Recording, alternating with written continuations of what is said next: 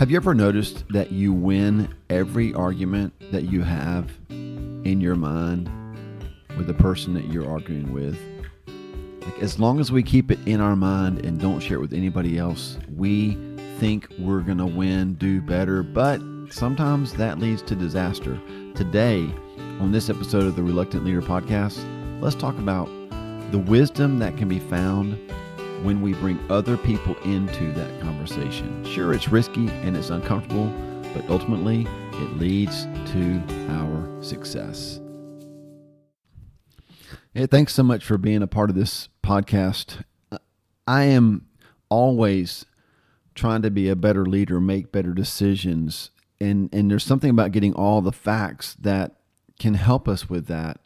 It can also feel a little bit overwhelming. And so the tendency, at least for me, maybe for you, the tendency is to stop talking to people. Like, just try to figure it out on my own, stay in my own head, and try to figure out the best way to move forward. And I just want to share with you 3 verses and some points just to help you navigate that so that you don't stay stuck in your own head when it comes to making decisions. There really is wisdom in the counsel of many. Proverbs 15:22 says, "Plans fail for lack of counsel, but with many advisors they succeed." What does that mean? It means that wise counsel leads us to success. It helps us to put experience over emotion. When we seek counsel, it helps us to avoid making impulsive, emotionally driven decisions. Instead, we can lean on the wisdom of those who have walked the road before us.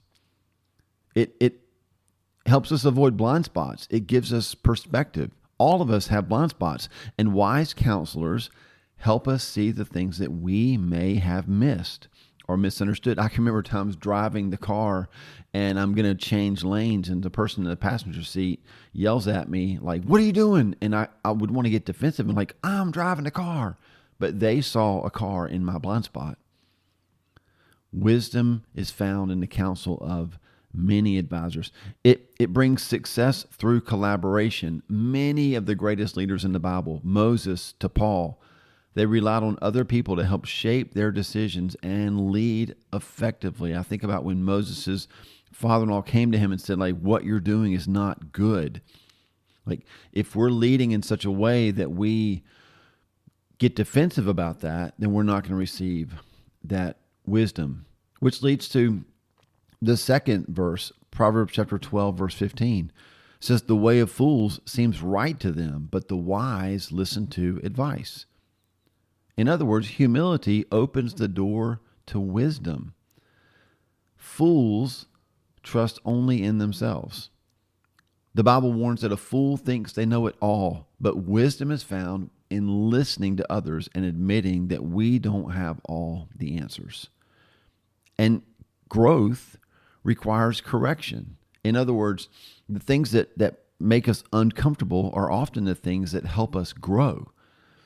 If you're a gym rat, right? You know that when you go to the gym, you work out, you're pushing weight, you're running farther on the treadmill, faster on the treadmill. You decide to go on an incline instead of just running flat. The things that cause us pain in the gym are the things that ultimately make us stronger. They help us grow. Growth requires correction. If we reject wise advice because of pride, we'll stunt our own growth and we'll run the risk of making avoidable mistakes. And not only that, Jesus, the greatest leader ever, right? The one that most of us are apprenticing our lives after, he modeled humility. Even though he was fully God, he surrounded himself with disciples. He engaged in deep conversations, and he showed there's value in learning and discussing truth together. And here's your third verse, Proverbs 11:14. It says, "Where there is no guidance, a people falls, but in an abundance of counselors there is safety." In other words, God often speaks through others. Just some again, biblical examples of wise counsel. Jethro talking to Moses, Exodus 18. Nathan correcting David in 2 Samuel 12. Paul mentoring Timothy. I was just reading about that this morning. Paul was helping Timothy understand, hey, here's how to do the job that you've been entrusted with. God often uses people to guide us. And when we ignore that, then we run the risk, the danger of isolation. When we cut ourselves off from wise voices, we become vulnerable to deception, discouragement, and poor choices. Because God speaks through others, we need to pray for discernment in counsel. Because not all advice is godly advice. So we definitely need to seek counsel from those who are living aligned with God's truth and pray for discernment in how we apply it.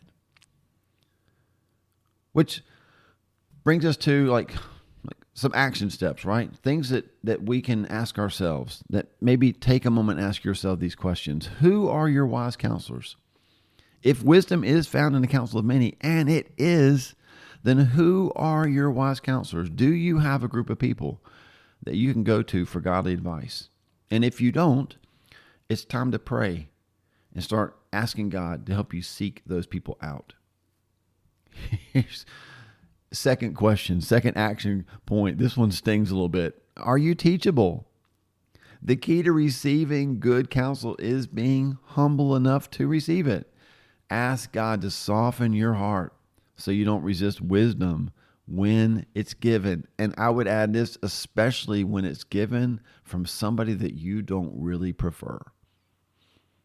And then finally, we're leaders, right? We're all leading someone, whether we feel like we're leading them well or not. We're all leading someone. So who can you be a counselor to? It's not enough just to receive the wisdom. We're called to actually pass it on. Maybe someone in your life needs your insight and your encouragement today. Wise counsel leads to success. Humility opens the door to wisdom. And God often speaks through others. This week, be wise. Receive counsel from others and be a vessel. Give counsel to others. Thanks so much for being a part of the Reluctant Leader podcast. I love doing these little episodes where we get to dig into some verses, teach from the Bible. I also love interviews. I've got an interview coming up this week with somebody. You're going to love this episode of the podcast when it drops next. And I'm just praying that you have a fantastic week, that leadership for you is not a burden, but it becomes a blessing, right? Because you're seeing growth in the people that you're leading and you're growing yourself. Remember, all we can do is give God our yes, and then we can trust Him to take care of the rest. Have an awesome day.